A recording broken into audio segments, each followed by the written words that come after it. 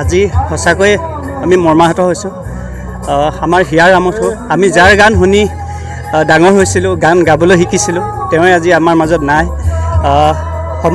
অসম বুলি নহয়, গোটেই পৃথিৱীতে শোকৰ ছাঁ পৰিছে। আৰু এনে এজন শিল্পী আমি কোনো দিনেই আমি আমাৰ মাজত নাপাওঁ। মই একচুৱেলি তেওঁক শ্ৰদ্ধা জনাবলৈ আহিলোঁ। আমি সকলোৱে একেলগে শ্ৰদ্ধা জনাইছোঁ, কিন্তু চাকি জ্বলাবলৈ সাহস হোৱা নাই তেওঁৰ নামত। তেওঁক যে আমি বিদায় দিম, সেইটো মই ভাবিব পৰা নাই। মানে সেইকাৰণে আমি কথা ক'বলৈ অকণমান প্ৰব্লেম হৈ যায়, অকণমান শোকত ভাগি পৰিছোঁ।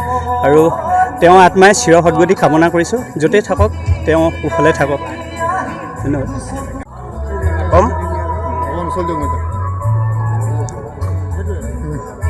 অসমবাসীৰ প্ৰতিজন ব্যক্তিৰ হিয়াৰ আমঠু হাৰ্টথ্ৰব জুবিন গাৰ্গৰ মহাপ্ৰয়াণত আমি সকলোৱে মৰ্মাহত হৈছোঁ।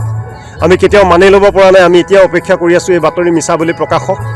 তথাপিতো এনে মহান এগৰাকী শিল্পীয়ে এনেধৰণে আমাৰ মহাপ্ৰয়াণত আমি তেখেতলৈ শ্ৰদ্ধাঞ্জলি জনাব লগা হৈছে। তেখেতলৈ শ্ৰদ্ধাঞ্জলি জনাই আমি ৰিডিমৰ ৰাজহুৱা খেলপথাৰত এটি ৰাজহুৱা শ্ৰদ্ধাঞ্জলি অনুষ্ঠান আয়োজন কৰিছোঁ।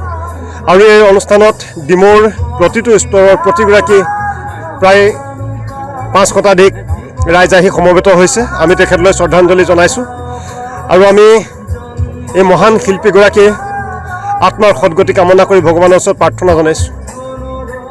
যিকোনো খবৰৰ বাবে যোগাযোগ কৰক 7099017330 লগতে 7099017110 নম্বৰত।